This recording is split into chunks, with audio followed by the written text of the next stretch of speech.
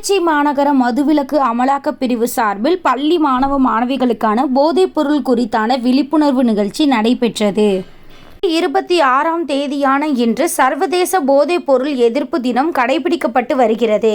அதனை முன்னிட்டு திருச்சி மாநகர மதுவிலக்கு அமலாக்கப் பிரிவு சார்பில் பல்வேறு விழிப்புணர்வு நிகழ்ச்சிகள் நடத்தப்பட்டது.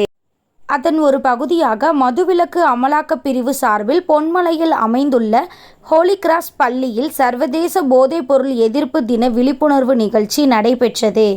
இந்த நிகழ்ச்சியில் மதுவிலக்கு அமலாக்கப் பிரிவு காவல் ஆய்வாளர் சுப்புலட்சுமி கலந்து கொண்டு மாணவிகளிடம் விழிப்புணர்வு ஏற்படுத்தினார்.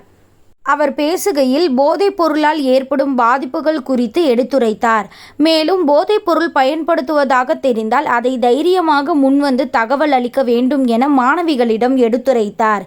அதேபோல வீட்டில் பெற்றோர் மது உள்ளிட்ட போதை பழக்கங்களுக்கு அடிமையாக இருந்தால் அவர்களை அதிலிருந்து மீட்டு கொண்டு வர வேண்டும் என அறிவுரை வழங்கினார்.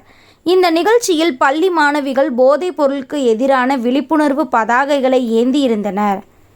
அதேபோல திருச்சி மாவட்ட குழந்தைகள் பாதுகாப்பு அலகு மற்றும் சில்ட்ரன்ஸ் சாரிட்டபிள் டிரஸ்ட் சார்பில் புனித வளனார் கல்லூரி மேல்நிலைப் பள்ளியில் சர்வதேச போதைப்பொருள் எதிர்ப்பு தின விழிப்புணர்வு கூட்டம் நடைபெற்றது.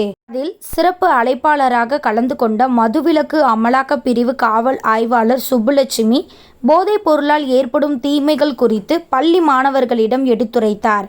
இதில் அந்த பள்ளி மாணவர்கள் ஏராளமானோர் கலந்து கொண்டனர்.